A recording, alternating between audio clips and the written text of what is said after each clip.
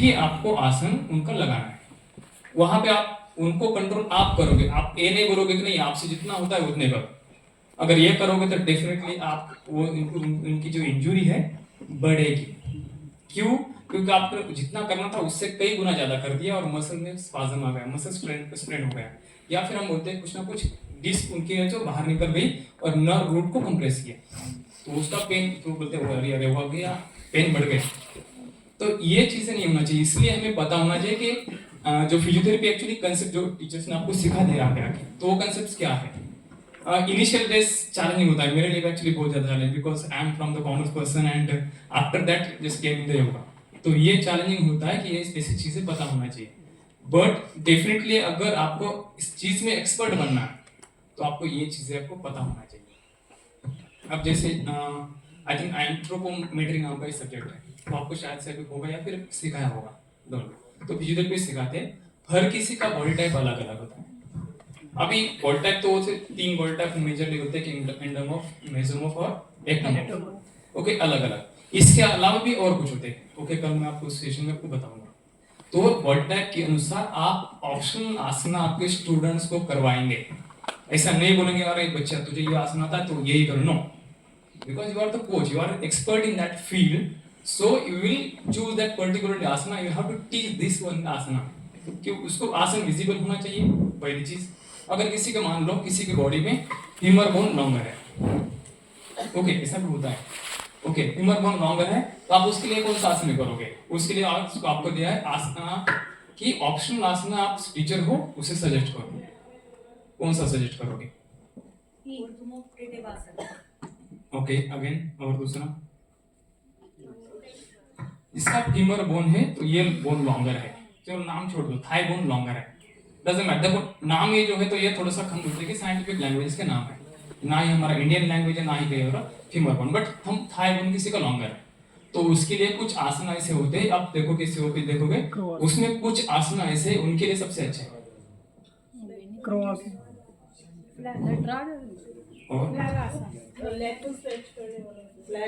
भूमि नमन आसन। देखो particularly femur bone longer है, हाथ तो उनके नॉर्मल है। उपविष्ट कोणासन और देखो तो पूर्ण भुजंग, उपविष्ट कोणासन, पूर्ण धनुरासन। धनुरासन उनके लिए चैलेंजिंग हो जाता है। उपविष्ट क्यों? कोणासन क्योंकि फीमर बोन लॉन्गर है तो पैर दूर होंगे। जो इनर थाइस के मसल है वो क्या होते हैं पता है, उनमें स्ट्रेंथ नहीं रहती है उतनी, तो कॉन्ट्रैक्ट नहीं कर पाते जब फील्ड वर्क करोगे तब। भूल मनासन, देखो उनके पैर हाथ उड़ते नहीं है। हाँ, बिकॉज ये तो आपको सीखना है। आप एक बच्चे को देख के या फिर किसी और को देख के आप बोलोगे अरे यार ये आसन तेरे लिए नहीं है, तो उसको समझाना होगा आपका क्यों नहीं है। तो उसके लिए सबसे अच्छा कर्ण पीड़ासन। क्या होता है? Femur bone longer directly floor कान के पास में आपके इसके इजीली नीट टच होते हैं फ्लोर के साथ में। तो ये हमारा एक्सपर्टाइज होता है। और मयूरासन, हलासन वगैरह, मयूरासन। हाँ, देखो ऐसे कुछ आसन है, बहुत सारे आसन है, एक ही नहीं है ऐसे, बट ऐसे कुछ आसन है पर्टिकुलरली वो विजिबल है आपको, तो उसी हिसाब से आपको आसना को भी पता होना चाहिए। Okay, again back two point. तो फिर आपका वाइवा पे हो जाएगा, वाइवा में आपको कुछ क्वेश्चन भी पूछे जाएंगे, सब कुछ है वहां पे, आपको प्रॉपर आंसर्स भी करना है।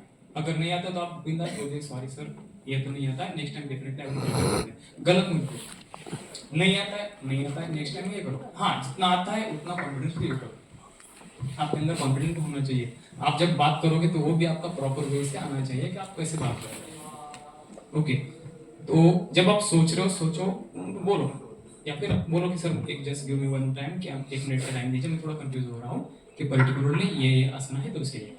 तो specially in the counter pose में हम बोलते हैं कि जैसे आपको तो ऑलरेडी सिखाया गया है, ट्विस्टिंग जब करोगे तो उसका काउंटर पोज ट्विस्टिंग है।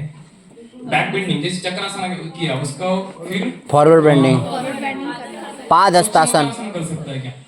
क्या? Yes sir. पाद हस्तासन। पाद डीपर लेवल नहीं जाना चाहिए। नहीं। देखो अगर आपका टारगेट है, आपने फोकस किया पूरा आवर 1 आवर, जैसे आपने कोई बेसिकली आ गई वार्म अप किया। वार्म अप क्या होता है? बॉडी को तैयार करना आसन के हिसाब से। फिर आगे कल मैं आपको एक्सप्लेन करूंगा थोड़ा सा।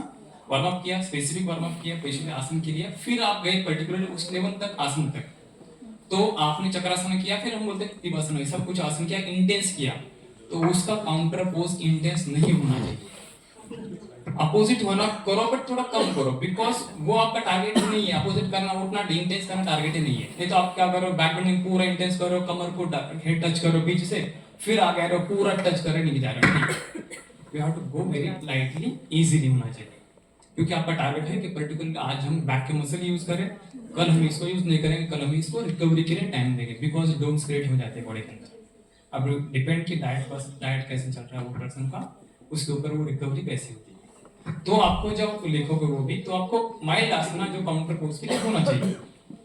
ओके, तो आप ऐसा नहीं है कि बस वो स्टैंडिंग में तो स्टैंडिंग में होना चाहिए, आप बैठ के भी कर सकते हैं। ओके, तो ऐसे कुछ क्वेश्चंस जो आपके दिल में हो तो ये आपको क्लियर होना चाहिए। सेकंड थिंग, आपको मैनेजमेंट आना चाहिए। अभी देखो, I am from Maharashtra, Chhatrapati Sambhaji Nagar, जहाँ पे मेरा क्लास है पीस योगा एकेडमी नाम से। तो यहाँ पे कुछ ऐसे लोग हैं जो पीएचडी कंप्लीट हो चुके हैं, कुछ ऐसे हैं कि उनको एमआईएस हो चुका है, कुछ ऐसे हैं कि ऑलरेडी बहुत सारा एक्सपीरियंस है, means when I am not born उससे पहले से they are taking the classes, but still why I am just उनके लिए मैं कंपटीशन बन चुका हूँ। क्यों? Because I know how to take the care of the persons. हर किसी के बॉडी टाइप के अनुसार आपको जाना है, आसन कैसे लेना है, तो हर किसी का अलग अलग टारगेट होता है। अभी ऑलमोस्ट यहाँ पे कुछ एंगल्स है, उनका टारगेट होता है कि कंपटीशन के लिए प्रिपेयर होना है, ई कैटेगरी तक आसन करना है। बट वही अगर बोलोगे नहीं सीनियर बी कैटेगरी पर्सन है, अराउंड एक समझो 40 ईयर का पर्सन है, उसका टारगेट ये नहीं होता कि ई कैटेगरी का वो करना जाएगा तो शायद से किसी की बॉडी सपोर्ट करेगी, लेकिन हर किसी की नहीं, तो उनका वो टारगेट ही नहीं है। तो हर किसी का टारगेट अलग है, उसी हिसाब से आपको बैचेस भी प्रिपेयर करना होगा। तो मैंने बैचेस कैसे कर दिए, basic level, okay, after that basic plus category कर दिया, मींस जो बेसिक कंप्लीट हुआ है लेकिन इंटरमीडिएट के लिए प्रिपेयर नहीं है। कुछ आसना है जहां पे उनका बेसिक कवर होता है, इंटरमीडिएट कवर होता है, but they are not going toward the advance. तो मैं बेसिक प्लस किया है, बेसिक प्लस के बाद में फिर अगेन इंटरमीडिएट लेवल। और यहाँ पे क्या होता है, इंटरमीडिएट लेवल में हर किसी की बॉडी प्रिपेयर नहीं है हर आसना के लिए। मे बी समवन दैट कि उनके आसना हिप ओपनिंग अच्छी है, बैक बेंडिंग खराब है, तो ऐसे भी हो सकता है। ओके, रोज सूर्य नमस्कार करेंगे, रोज हम प्राणायाम करेंगे, रोज मेडिटेशन करेंगे, रोज हम 10 मिनट के लिए आसन करेंगे, नहीं। बच्चों के लिए थोड़ा अलग, आपको माइंडसेट प्रिपेयर करना होता है। एक तो 75 मिनट्स या फिर 90 मिनट्स का सेशन बनाओ, सिंपल। आपका टारगेट है स्पेसिफिक वार्म अप उसी रिलेटेड होना चाहिए, और फिर आगे की ओर सेशन जाना चाहिए। तो फिर आपको जो तो लोग पसंद करना चाहते हैं, क्योंकि आप केयर भी कर रहे हो, सपोर्ट दे रहे हो प्रॉपर वे से, कुछ इक्विपमेंट्स यूज कर रहे हो, ये चीजें होना चाहिए। तो इसके ऊपर भी बहुत जरूरी है कि आप कैसे आप ये कर रहे हो। तो ऐसा मत सोचो, ऐसा माइंड में रखना यार ये तो बड़ा पीएचडी लेवल है, ये तो इसका नंबर आएगा या उसका नहीं, ऐसा कुछ नहीं होता है। यहाँ पे जिसमें टैलेंट है उसको ही पाया जाता है, देखा जाता है। आप कैसे बिहेव कर रहे हो, आप कैसे बैठ रहे हो, आप क्या कर रहे हो क्या नहीं है, आपको ये सीसीटीवी से भी लेकर हर चीज को आपको ऑब्जर्व कर रहा है। ओके, क्योंकि योगासना भारत के लिए आप अच्छे टीम प्लेयर चाहिए, अच्छे कोचेस भी चाहिए, और सभी है। ओके, तो आपका डेडिकेशन चेक किया जाता है, आप कैसे बात कर रहे हो, आपको कैसे आंसर आ रहे हैं, आपका कैसा बिहेवियर हो रहा है, एक दूसरे के साथ कैसे कोऑपरेट कर रहे हो, एक या फिर यहाँ पे तो ये करो, घर पे जाके मस्ती कर रहे हो, उधर जाके सो रहे हो, कुछ ये करो, सभी चीजें देखा जा रही है। ओके, तो ये रिगार्डिंग ये भी है। और किसी को कुछ क्वेश्चन है तो पूछ लो। बाकी टीम है, आपको बहुत कोऑपरेट करने वाले हैं। अगर आप बोलोगे कि नहीं आपके डिस्ट्रिक्ट में आपको पुलिस स्टेशन या फिर जो पुलिस का हेडक्वार्टर है वहां पे जाके कुछ ट्रेनिंग्स देना है, अगर आप बोलते कि ऐसा है मैं जाता हूँ वहाँ पे करता हूँ, तो आपको यहाँ से पूरा तरह से पूरा जो लेटर हेड वो सब कुछ बना के देगा जाना, क्योंकि एज ऑफिशियल हो आप, तो वहाँ पे जाके आप सबमिट करो, वहाँ पे चलो। स्कूल से, बहुत सारे स्कूल से अगर आपको ये करना है, रिकमेंडेशन लेटर्स एंड दैट आपको प्रोवाइड किया जाता है, because you are an authentic, तो आपको ये भी मिला जाता है। कुछ हॉस्पिटल्स है, देखो आजकल क्या हो रहा है, जैसे रिसेंटली वन कॉन्फ्रेंस हो चुकी है Pune, that is international conference was here, yoga in cancer care. तो आजकल कैंसर के पेशेंट आप देखो जाएंगे, देखो स्कोप आपको समझ में आना चाहिए कहाँ साइड में जा रहा है, तो बहुत बढ़ रहा है। सो उनके पास प्रूवन रिजल्ट्स है कि कैंसर को 4th स्टेज से भी वापस लाने के लिए, बट सिर्फ योगा नहीं करेगा, योगा एज अ असिस्टिंग यहाँ पे कर रहा है।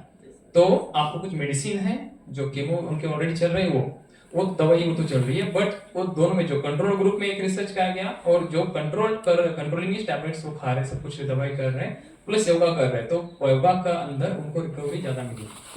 तो डॉक्टर्स की ये चाहते हैं अभी कि योगा जो है योगा जो टीचर्स है वो थेरेपी वाइज सेशंस कंडक्ट करें हॉस्पिटल्स में। तो आप वही लेटर आप ये करके जा सकते हो कि नहीं आई am just qualified this one बना दे और तो मुझे खिला करो। और डीपर लेवल तक आपको अंडरस्टैंडिंग होना चाहिए। और स्पेशली मैं आपको सजेस्ट करूंगा कि आप एनाटॉमी फिजियोलॉजी थोड़ा सा ध्यान दें। काइनेसियोलॉजी आपको पता होना चाहिए कि मसल डायरेक्शन कैसे वर्क करते हैं, बोन्स का लिमिट्स कहां तक है। जैसे रिसेंटली हमने देखा जब knee rotation is not allowed clearly कहा जाता है, क्यों? Because that joint is a hinge joint. तो ऐसे आपको ये चीजें पता होना चाहिए। जब आप जाओ वहां पे इंट्रोड्यूस करो और जब आप वहां पे लेटर हेडर आप सबमिट करोगे तो आपको डेफिनेटली चांस देने वाले हैं। फिर आपके ऊपर डिपेंड है कि आपको वहां पे कैसे सिखाना है, कैसे वर्क कर सकते हो। इनिशियल जस्ट टेस्ट में इसको कहूंगा कि आप प्री और पोस्ट ये करो, लेकिन बाद में आपके चार्जेस लगाना है और चार्जेस आपके देखो आपके सिटी के हिसाब से, मेट्रो सिटी नहीं। For the specially in my condition जहाँ पे मेरे क्लासेस है वहाँ पे 500 रुपये फीस है, हाईएस्ट 1200 रुपये फीस है कि जो 90 से सेशंस एक स्टूडियो ले रहा है। और वहाँ पे मैंने देखा, मार्केट रियलाइज किया, मैंने वहाँ पे 3150 रुपये फीस रखा। हालांकि दूसरे 1200 भी बहुत सालों से बहुत क्वालिफाइड टीचर्स है, सब कुछ है, बट मुझे पता है कि उनकी गलतियां क्या है, मेरे प्लस पॉइंट्स क्या है। तो इसी हिसाब से, और हालांकि वहां के लोग मेरे पास आ रहे हैं, मुझे पता है कि कौन सा क्राउड मेरे पास आना होना चाहिए। देखो हर एक स्पेशली क्राउड होता है, जैसे हम बोलते हैं जैसे ट्रेन से आ गए आप, जनरल के कुछ होते हैं, स्लीपर्स का कुछ होते हैं, क्योंकि वो स्लीपर को अफोर्ड करते हैं, third AC, second AC, first year. तो ये क्यों? और वो भी हमको सभी फुल होते हैं, ऐसा कुछ भी नहीं बचता है कि वहां पे वेटिंग लिस्ट ना हो, हर जगह पे वेटिंग लिस्ट है। तो ये आपको मार्केट पता होना चाहिए कि एक्चुअली मार्केट क्या है, आप कहाँ पे सिखाना चाहते हो, आपका एरिया कैसा है, आपको सब कुछ रिसर्च करना होगा और तब आपके क्लासेस चलेंगे। बट आपके अंदर वो क्वालिटीज होना चाहिए। ओके, अगर आप डॉक्टर्स को सिखा रहे हो, स्पेशली मेरे कंडीशन में डॉक्टर्स, बहुत सारे डॉक्टर्स हैं और बड़े बड़े सुपर स्पेशलिस्ट डॉक्टर्स हैं, उनको मैं सिखा रहा हूँ, तो उनकी लैंग्वेज आपको आना चाहिए। हालांकि उनको जितना एनाटॉमी में बहुत डॉक्टर ऐसे सारे हैं, बहुत सारे उनको एक्चुअली एनाटॉमी पता नहीं है। बहुत सारे जैसे हम बोलते हैं योगा टीचर्स है, एक्चुअली अगर मे बी सॉरी किसी यहाँ पे डॉक्टर्स होंगे, बट उतनी डिटेल लेवल पे पता नहीं होती कि एक्चुअली कौन सी मसल कौन सी डायरेक्शन में वर्क कर रही है, कौन सा जॉइंट कहाँ पे वर्क होना चाहिए। अगर कोई स्ट्रेच कर रहे हो तो वो एग्जैक्टली मसल की बेली के अंदर आ रहा है, नी के ऊपर आ रहा है प्रेशर या टर्मिनल फाइबर। नी सिंपल, अगर आप नी खुद की ओर खींच रहे हो, अभी डेफिनेटली यहाँ पे क्वाड्रिसेप के ऊपर आ रहा है, बट क्वाड्रिसेप से भी ज्यादा इफेक्ट आ रहा है आपके नी के अंदर। तो जब आप पैर पीछे पुश करोगे, आपका हिप फ्लेक्सर्स भी एक्टिव हो रहे हैं, आपके थाइस मींस आपका पेट तक इफेक्ट जा रहा है। तो ये आपको पता होना चाहिए कि इफेक्ट कहां तक जा रहा है। ओके, तो ये जब चीजें आपको पता हो जाएंगे तब आप अपने सेशन जहां पे ये कर रहे हो तो वहां पे डेफिनेटली आपको बेनिफिट होना होगा। तो जैसे आपको रिकमेंडेशन तो मिलता है आपको यहाँ से, फिर आपको सबमिट करना है स्कूल्स, कॉलेजेस, आपके पास में हॉस्पिटल्स है, आपके पास में बहुत सारे कुछ गवर्नमेंट के भी है और प्राइवेट में भी। तो आप बिंदास वहां पे आपके लिए रिकमेंडेशन दिया जाता है। डेफिनेटली योगासना भारत आपके लिए सपोर्टिव है। जस्ट आपके साथ जो मेंबर्स है आप यहाँ से कनेक्ट रहिए, आपको पूरा ऊपर से सपोर्ट मिलने वाला है। ओके, सेकंड क्वेश्चन, आपको कंफर्टेबल, आपको और कुछ आंसर चाहते हो? लेकिन मेरा बोलने का आपको अपडेट मिलते हैं, आपको अपडेट भी जो रिफ्रेशमेंट भी आपको ज्वाइन करना होता है। जजेस हो तब आप जब जज की एग्जाम क्वालिफाई हो गए तब रहे, स्टेट लेवल के लिए है या फिर हम बोल सकते हैं नेशनल के लिए है और इंटरनेशनल, इसमें भी और कैटेगरीज हैं और जितना आप ज्यादा डीपर जाओगे उसी लेवल पे आपको और मिलने वाला है।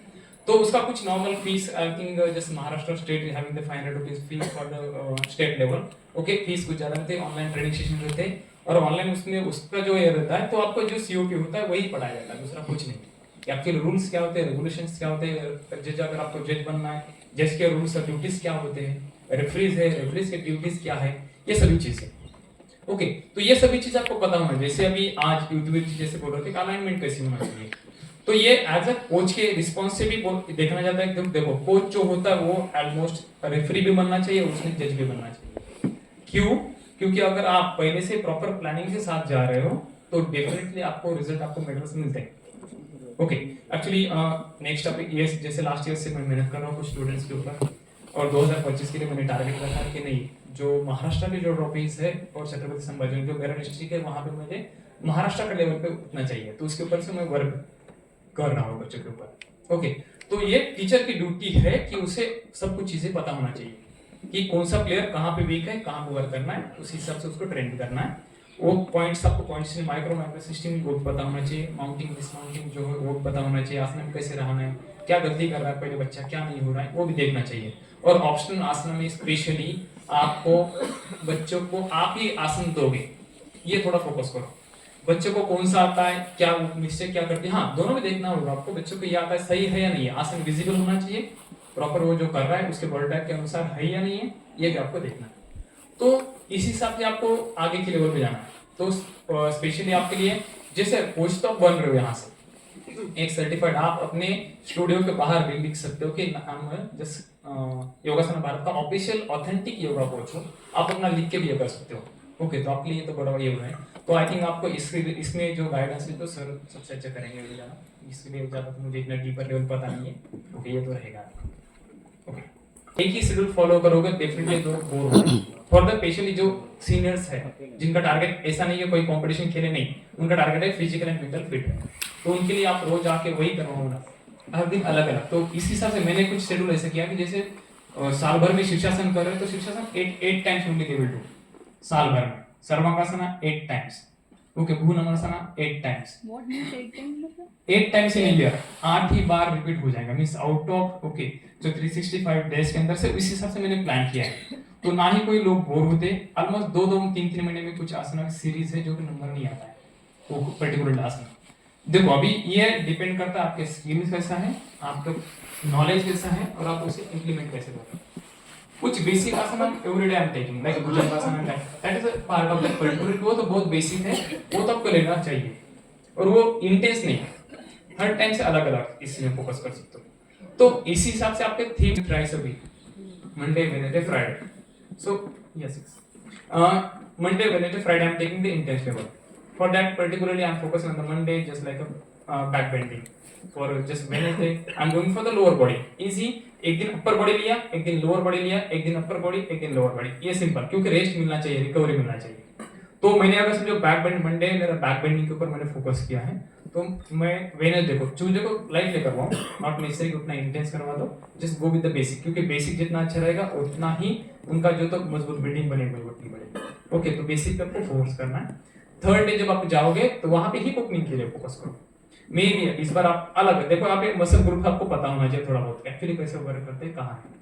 तो जैसे अगर मैं वेडनेसडे को फोकस करूं तो मैं फोकस करूं कि मुझे हिप फ्लेक्सर के ऊपर वर्क करना है, जो पेट के जो मसल, और दूसरे जो हैमस्ट्रिंग के ऊपर, यहाँ पे मुझे वर्क करना है। तो फिर जैसे मैं वहां पे करो तो हनुमान आसन ले रहा हूं, उसी हिसाब से स्पेसिफिक वार्म अप किया, शेड्यूल किया, जॉइंट्स ग्रुप जो है आपके group of the muscles and joints को ओपन कर दिया। फिर 13 जैसे फिर फ्राइडे को भी जा रहा हूं, मैंने अपर बॉडी तो मैंने ऑलरेडी बैक का तो लिया, फिर मैं फोकस करूंगा एक तो कोर के ऊपर, may be on arm balance, may be on the head balance. Okay, तो बैलेंसिंग के ऊपर थीम। तो हर दिन अलग अलग वे से, नॉट नेसेसरी कि हर दिन आप वही शेड्यूल फॉलो करो, तो अलग अलग ले लिया मैंने।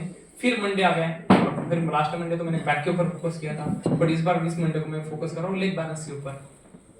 तो आपका शेड्यूल ऐसे होना चाहिए कि हर किसी के, आप चाहे तो बेसिक आसन कि आपको ऑप्शंस वेरिएशंस आना चाहिए, तो उस लेवल का आप थीम बना सकते हो। अभी ये थीम हर किसी के लिए अलग अलग रहेगी, because that is your experience. But हाँ, वार्म अप करो, स्पेसिफिक वार्म अप करो और फिर फाइनल आसन के लिए जाना। मींस आपको 1 से 2 आसन अचीव करने के लिए ऑलमोस्ट 50 मिनट्स टाइम आपको उसमें जाने वाला है। Last you will 10 minutes you will get particular that opening. Okay okay, तो लास्ट वहां तक आप सिर्फ वार्म अप ही चलने वाला है, स्पेसिफिक वार्म अप। अगर आपका टारगेट है जैसे इंटेंस आसन या फिर कोई भी हो, तो वो अगर आसन आपको अचीवमेंट करना है तो वहां तक आपका स्पेसिफिक वार्म अप चलेगा। ओके, सर क्या हम गैप देंगे तो स्टिफनेस लेवल नहीं बढ़ जाएगा क्या? देखो मैंने गैप तो नहीं, जब अगर आपने कुछ एक्सरसाइज करवा दिया तो मसल फाइबर ब्रेक डाउन हो जाता है, माइक्रोट्रोमा कहा जाता है उसे, वो होता है बॉडी के अंदर, मींस मसल छोटे छोटे हिस्से में कट जाती है, और वो माइक्रोट्रोमा भरने के लिए आपका डाइट प्रॉपर होना चाहिए। अगर प्रोटीन इंटेक प्रॉपर रहा तो वो जल्दी से फिल अप रिकवरी होता है, बट स्टिल सेकंड डे तो उसमें पेन रहता है हल्का हल्का। फिर आपको जाना चाहिए वो मसल को हिट करेंगे आप day after tomorrow, means after 1 दिन के बाद में वो पर्टिकुलर मसल। या फिर अगर बॉडी रिपेयर ही नहीं होती, आपको समझ में आ रहा है कि यार नहीं ये योगी लोग ही है, योगीस है, ये बहुत बड़ा अच्छे से थोड़ा सा इनका डाइट बहुत अच्छे से चल रहा है, नॉर्मल चल रहा है, इनका प्रोटीन इंटेक बहुत कम है, तो फिर इस हिसाब से आपको फोकस करना है। But second day you have to go with the mild exercises, mild योगासन कुछ कर सकते हो आप, वो भी फोकस उसी पोर्शन पे आपने जिसको छेड़ा है कल उसको थोड़ा रिकवरी आना चाहिए, हाँ, लेकिन हल्का फुल्का एक्टिव करना है। अगर एक्टिव करोगे तो डेफिनेटली आपको क्या होने वाला है, वो मसल को आपने मूवमेंट दिया तो पेन कम रहेगा। बट डोम्स क्रिएट होते हैं और किसी किसी का डोम्स जैसे 5-5 दिन तक चलता है, दर्द बैक अगर कोई मसल ओपन किया तो अपने 5-5 दिन तक चलता है, तो इसके ऊपर भी डिपेंड है। ओके, लेट मी चेक कौन सी फैकल्टी है क्या है, तो बेटा आप कीजिए।